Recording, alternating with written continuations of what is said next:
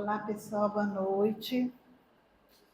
É sempre uma alegria a gente se encontrar, né, para refletir, rememorar tudo aquilo que Jesus trouxe de boa nova, do aquele plano divino que é o reino de Deus ao qual ele já pertencia, porque ele já entendia. E nós, enquanto seres humanos, se a gente for olhar a história, a gente vai ver o quanto a gente avançou nessa compreensão desse reino, na compreensão de Deus. A gente acreditava em vários deuses, tudo aquilo que era natural, trovão, chuva, sol, a gente remetia à existência de um Deus que promovia aquilo que a gente enxergava, né? Depois era dado a beleza, né? Deus da beleza, deusa da beleza, Deus, enfim, vários formas de compreensão, às vezes vinculadas àquilo que a gente achava de mais belo, de mais inteligente, de mais importante para cada um de nós. Quando nós avançamos no sentido de entender Deus como um ser único, a gente logo o que que fez? A gente associou esse Deus a uma condição humana, não é? Então a gente enxergava Deus como aquele que nos punia por aquilo que nós fazíamos de errado, o dito pecado, né, que a gente cresceu com isso, e nós achávamos que éramos castigados todas as vezes que infringíamos as suas leis, e por outro lado éramos beneficiados quando andávamos na mesma direção dessa lei, em consonância com essa lei.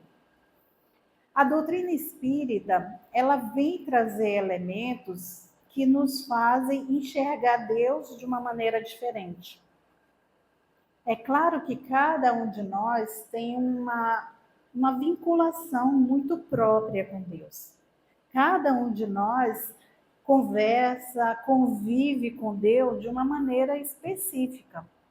Mas esse entendimento, ele é da humanidade. O entendimento que a humanidade tem de que Deus, então, como a doutrina espírita nos esclarece, ele é justo. Mas é o justo dentro de uma bondade.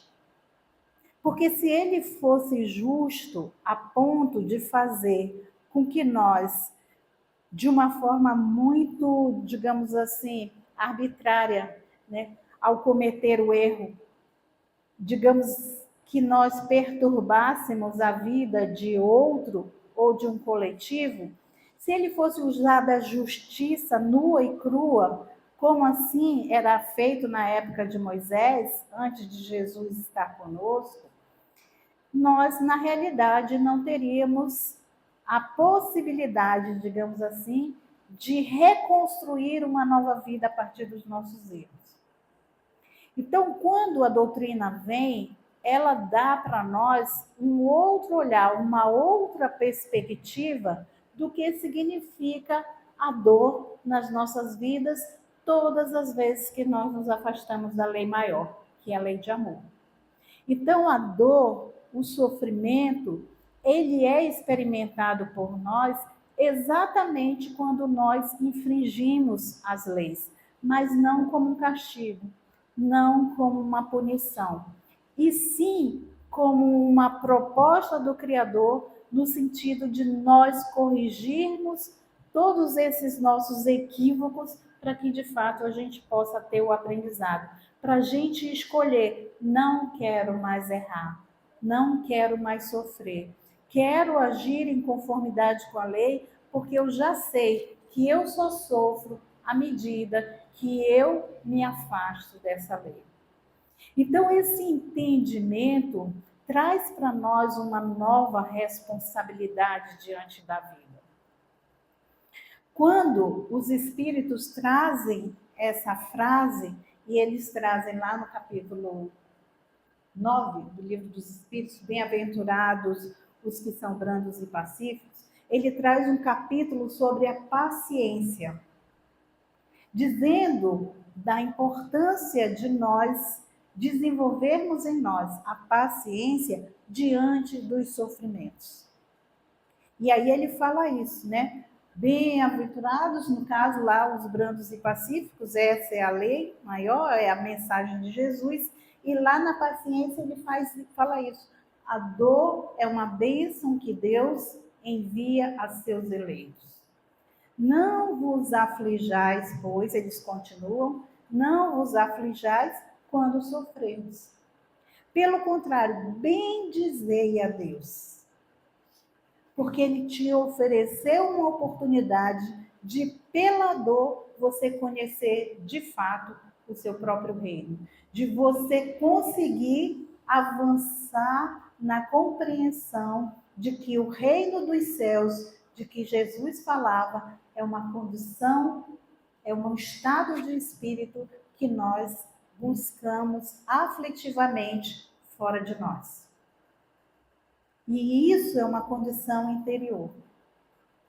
É a condição de eu estar em paz diante da certeza do meu dever cumprido, da consciência de que eu fiz aquilo que eu deveria fazer.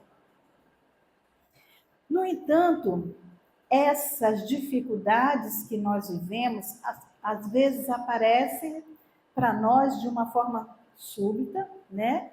E assim quase que insustentável para nós.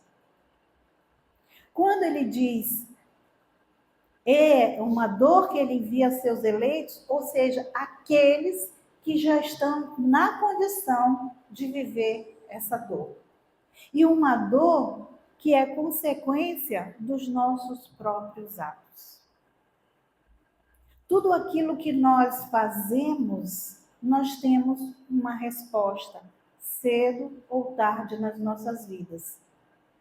E de acordo com a nossa capacidade de resolver aquelas questões que foram equivocadas, né, de maneira equivocadas, utilizadas por nós nesta existência ou em existências pretéritas.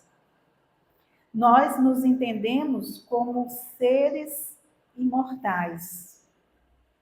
A doutrina espírita entende a gente como seres imortais.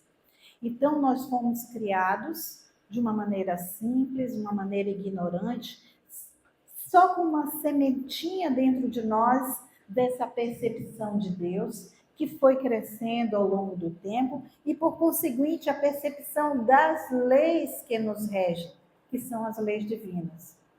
E nesse transitar em várias existências, nós vamos então compreendendo, descortinando da nossa mente a funcionalidade, a engrenagem do universo e a proposta da dor nas nossas vidas.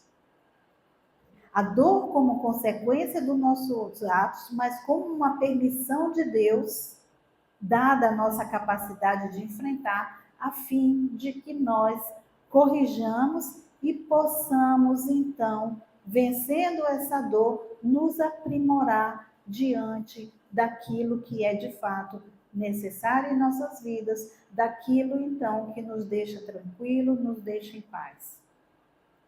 Ah, é simples. A Rosa está dizendo que é simples, não estou dizendo que é simples. Mas essa é uma perspectiva diferente de ver a dor. Porque nós ainda, muitas vezes, nos colocamos na posição de vítimas diante da dor. Como se a gente não tivesse nada a ver com isso, como se o Criador tivesse imposto essa dor para nós e diz assim, te vira. E eu vou ficar aqui feliz da vida porque você está sofrendo. O ensino para nós ainda é sofredor. O trabalho que faz parte dessa lei maior, por muitos, é considerado como castigo. A gente muitas vezes não consegue enxergar o trabalho como uma forma de aprimoramento. A gente hoje vive uma disputa tão grande por ter tanto.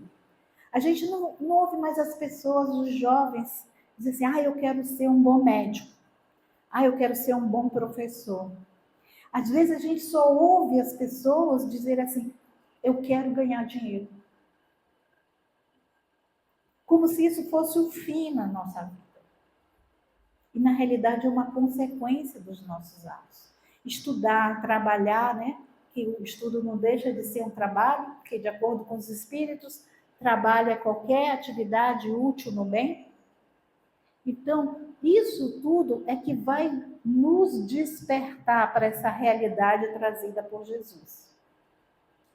Se a gente ficar só na escuta, sem, sabe, se debruçar nessa proposta de transformação individual para que ela depois alcance o coletivo, nós vamos ficar inertes diante dessa verdade, esperando que a transformação chegue a nós. E a proposta não é essa.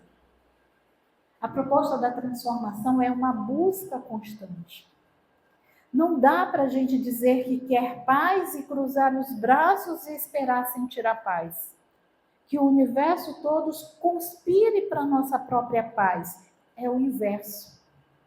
É a gente buscando a paz dentro de nós e exalando essa paz para o universo que nós, né, convivemos nas sociedades menores que nós conseguimos alcançar.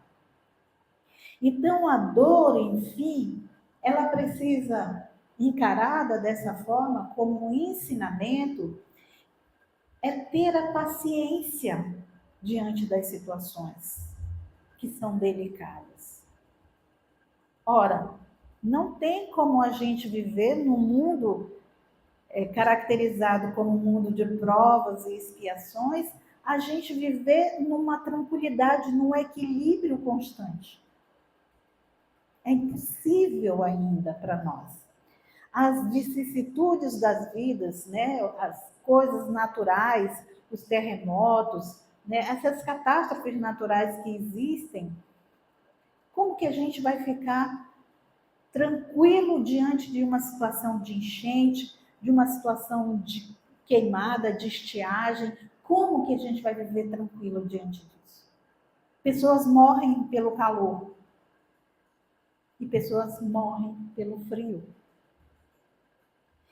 Como que nós vamos viver felizes e constantes quando somos acometidos por uma doença? Quando alguém da nossa família é acometido por essa doença? Todos nós vivemos essas dores coletivas. Passamos por essas mesmas dores. Mas é necessário para o nosso progresso. Só que o pior, né, de tudo é que muitas dessas dores são provocadas por nós. Não faz parte, às vezes, de um processo natural. Somos nós. Com relação às enchentes de que eu falei, com relação ao período de estiagem, é a ação do homem, muitas vezes, que acelera esse processo. É a nossa falta de consciência quando nós nos referimos ao meio ambiente como se ele fosse propriedade nossa. Quando a gente suja, a gente polui, quando a gente corta a árvore, a gente está impulsionando de uma forma, né, bem maior e numa velocidade maior essas catástrofes que deveriam ser naturais dentro de um processo de modificação de um planeta. Por outro lado, nas coisas mais simples, todos nós sabemos que vamos desencarnar. Mas às vezes a gente acelera isso. Como? Uma má alimentação, ociosidade, desenvolvendo ou sustentando dentro de nós sentimentos pequenos, sentimentos mesquinhos. Não é? A inveja, a raiva, a mágoa. A própria ciência já comprova que esse tipo de sentimento, ele causa doença no corpo físico. Então, às vezes, nós aceleramos o nosso desencarne e, às vezes, nós não temos a qualidade de vida que deveríamos ter aqui, mais saudável mentalmente, para que a gente vivesse esse período reencarnatório, aproveitando todos os momentos para que nós possamos aprender de fato o que estamos fazendo aqui, qual o propósito de Deus em relação a nós, como eu devo me comportar diante da vida. E eu doente, eu só vou pensar na minha recuperação muitas vezes. Não vou pensar mais nada. Às vezes me entrego por uma pessoa que desencarnou, me entrego àquela dor como se fosse algo, sabe, inusitado. Todo dia morre gente. No nosso linguajar, desencarna, porque nós não morremos, né? Então, mas todo dia isso acontece porque faz parte das nossas provações. Viver em corpo físico e sair do corpo físico faz parte da evolução do espírito ainda imperfeito. Uma hora chegará que nós não precisaremos mais encarnar, dado o nível evolutivo do espírito. E Jesus, ele não tinha mais necessidade. Ele veio como uma proposta de nos ajudar, mas necessidade ele não tinha mais, né, de encarnar. Então, quando a gente começa a entender o motivo da dor, a gente começa a raciocinar e muitas vezes chegar à conclusão de que nós somos os responsáveis diretos por aquela dor que a gente está sofrendo. Então, quando você passa uma vida toda bebendo, né, comendo exageradamente, sem fazer seleção de nada, né? Quando você é hipertenso e começa a comer sal, comida salgada, né? E aí não está nem aí para isso. Ou quando você é diabético, né? Já desenvolveu uma doença física e você continua no doce. O que é que você vai esperar disso? As consequências, não é? Que não são boas. Não são boas. Quando nós, por exemplo, enquanto educadores, pais, mães, nós, digamos assim, delegamos essa ação de educar para professor, para babá, enfim, para terceiros. E nós, depois, queremos o vínculo com o filho. E não dá para criar assim um vínculo. Principalmente porque muitas das vezes o reencontro numa família ele vem exatamente para resgatar comportamentos equivocados de outra era. E nesse momento a gente tem a possibilidade de fortalecer esses laços de amor, mas aí a gente acha que é pesado demais e passa para outro. E aí quando a gente fica mais velho, a gente quer que os filhos nos amem, que os filhos nos respeitem. E aí não dá. A gente não consegue, a menos que já seja um espírito evoluído, né? E que ele entenda a situação vivida por aquela pessoa, aquela época, que não teve condição, mas geralmente não é assim. E nós também não temos que esperar sempre que o outro seja melhor. A gente é que tem que fazer a nossa parte, né? O outro é consequência da nossa parte. Mas a gente não tem que esperar. Bom, aí vocês vão me perguntar assim, mas Rose, eu tenho situações que eu não merecia. A gente fala isso, né? Às vezes, eu não merecia. Não fiz por onde ter essa situação. Do nada. Do nada, eu já tive um filho e ele já veio com problemas mentais, problemas físicos. Como assim? Eu não merecia isso. E aí a gente de novo está olhando a dor de forma errada. Uma vez, não sei se eu já contei para vocês aqui, mas na casa espírita, um amigo pediu socorro, né? Quando ele tem 2 filhos, esses filhos eles são gêmeos e ambos nascem com problemas, tanto mentais como físicos. Ele era médico. Então ele chega desesperado na casa espírita, porque ele diz assim, Rose, eu sou médico, eu tenho dinheiro e eu não posso fazer nada para mudar. né? E aí a gente pergunta, como que não pode fazer nada, né? Então, mudar do jeito que você quer, talvez não dê mesmo. Nessa encarnação não dê. Mas a vida está te pedindo outra coisa, não está te pedindo dinheiro. Não está te pedindo a inteligência. Está te pedindo amor. A tua experiência é de amor. É você olhar essas criaturas e aprender a amar, dando o que de fato elas precisam nas condições que elas apresentam. Não é?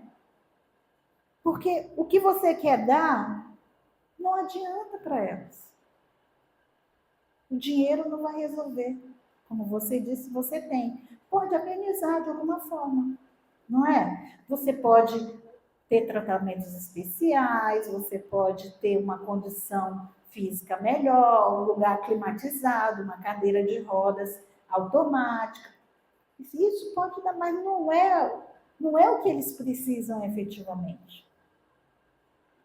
Se esse reencontro foi dessa maneira, tem uma história que a gente não conhece.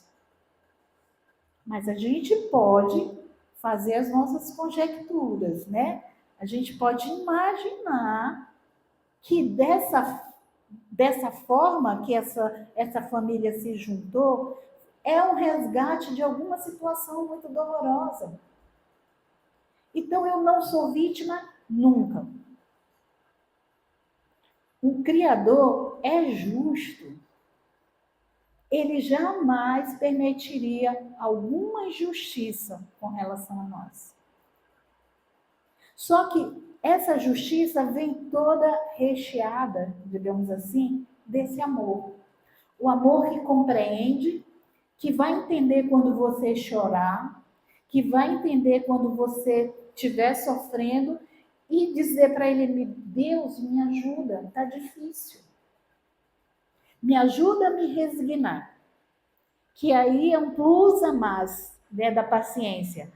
Porque resignar-se é de você, uma vez não podendo interferir naquela coisa, você levar a consciência, levar a consciência até Deus e saber com certeza que isso está sendo uma proposta de Deus para o crescimento seu, daquelas crianças, de toda a família, que com certeza está naquela engrenagem para uma nova reconciliação.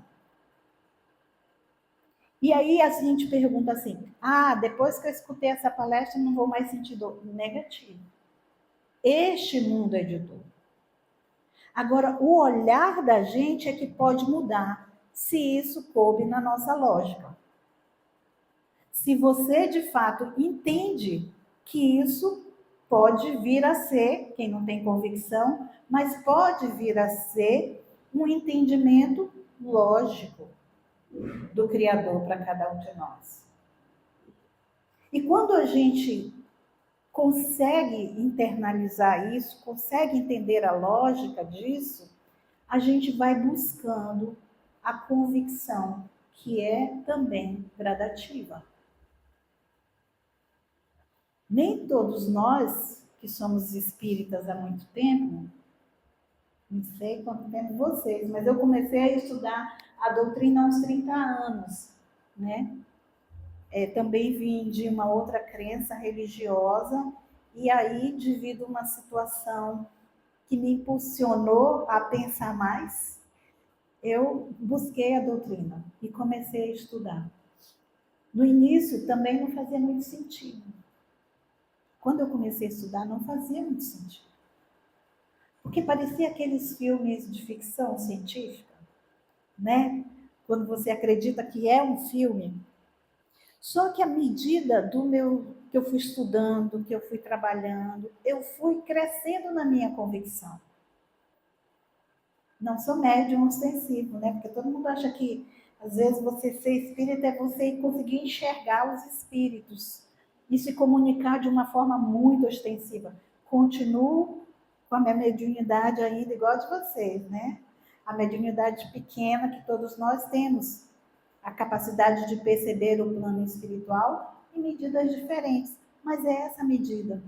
À medida que eu percebo através da intuição, à medida que quando eu me coloco na condição de prece, que eu deveria estar já em todo momento em estado de prece, né? Mas não consigo ainda. Então, tem momentos que eu me ponho mais nessa condição de prece. E eu sinto a mão de Deus, né? Através dos bons espíritos e até mesmo de Jesus, quem sabe, né? De vez em quando a gente sobe, a gente consegue subir a nossa mente até nos conectar com as mentes mais saudáveis, mais inteligentes, moralmente mais desenvolvidas. E aí você sente isso, porque você acreditou na possibilidade. Então, às vezes, quando a gente fala da doutrina espírita, e nessas ocasiões de palestra, a gente fala da doutrina, mas como digamos assim, um up diante do Evangelho de Jesus, como algo a mais detalhado. Mas, fundamentalmente, o que a gente traz é a mensagem de Jesus, que todos nós que nos dizemos cristãos já acreditamos. Então, é fácil. A gente acredita do amor enquanto lei, na medida de que eu devo fazer para o outro aquilo que eu quero para mim, né? Isso para a gente já é fato, embora a gente não consiga agir sempre assim, mas já cabe na nossa lógica. Quando a gente traz a doutrina espírita, a gente traz outros elementos, outros princípios, como reencarnação, que alguns cristãos não acreditam, como imortalidade da alma, como comunicabilidade entre os mundos, não é?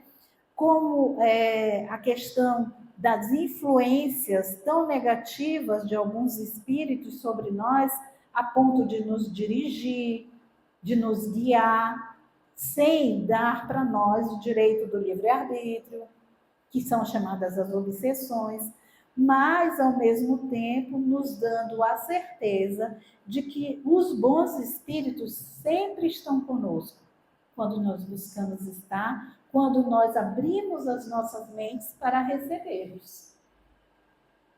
Quando Jesus nos ensinava, tudo que ele nos ensinava, ele sempre dizia que tinha que partir de nós, né? Vai, não peques mais. Batei e a porta se abrirá. Não era assim? Vá, faz a tua parte primeiro. Por quê? Está jogando as coisas na nossa costa, a responsabilidade, está nos ensinando. Porque se a gente não fizer, a gente não aprende. Tem pessoas que dizem assim, eu não sei orar. Né? Acho que não é o caso de você, né? Eu não sei fazer prece. Aí, quando a coisa está muito apertada, pede para alguém. Terceiriza a prece, né? Ou pedir para alguém fazer. Ora, se o outro fizer por você, você não vai nunca aprender. Não que seja ruim a prece do outro. Né? A minha mãe faleceu ano retrasado, mas ela era muito católica e ela fazia... Nós somos 9 filhos, ainda somos 9 filhos encarnados. E ela fazia um terço por cada um todos os dias. Não sei se alguém sabe fazer terço aí, mas parece que é um negócio demorado, muitas continhas, né? Mas ela fazia isso. E o que eu dizia? Mãe, qual é a hora do meu? Para eu me sintonizar aí contigo, porque eu acreditava uma pessoa de fé. Eu dizia, ó, até assim com os homens lá de cima, brincava com ela, né? Mas é muito bom ver uma pessoa de fé, né? Você fica olhando que aquela, nossa, como aquela pessoa acredita naquilo? A convicção dela é muito forte. Mas, mesmo que eu a admirasse, eu não passava essa responsabilidade para ela. Porque senão eu não teria crescido na minha fé. Então é importante, vem na casa espírita, vocês botam o nome ali, né? As pessoas botam o nome ali fora, né? Assim, a casa, ela tem essa tarefa. É ruim as pessoas fazerem isso? Não, vão te ajudar. Mas nada como você experimentar fazer. para ver a diferença que é. Essa conectividade com o mundo do bem, com Deus. E aí você aumenta a tua intimidade com o Pai. Você começa a entendê-lo dessa forma muito mais emocional do que intelectual quando a gente fala, né? São tuas emoções que se envolvem a dele, né? Se é que eu posso dizer que ele tem emoções, né? Mas enfim, é como a gente consegue traduzir. Então, pessoal, enxergar a dor com outros olhos vai nos ajudar a passar melhor por elas, entendendo o propósito delas e buscando força, buscando paciência e resignação diante daquilo que a gente não pode mudar. Tá bom? Bora experimentar? Muito obrigada pela atenção de vocês. Eu desejo um excelente resto de noite e um domingo de muita paz, de muita reflexão.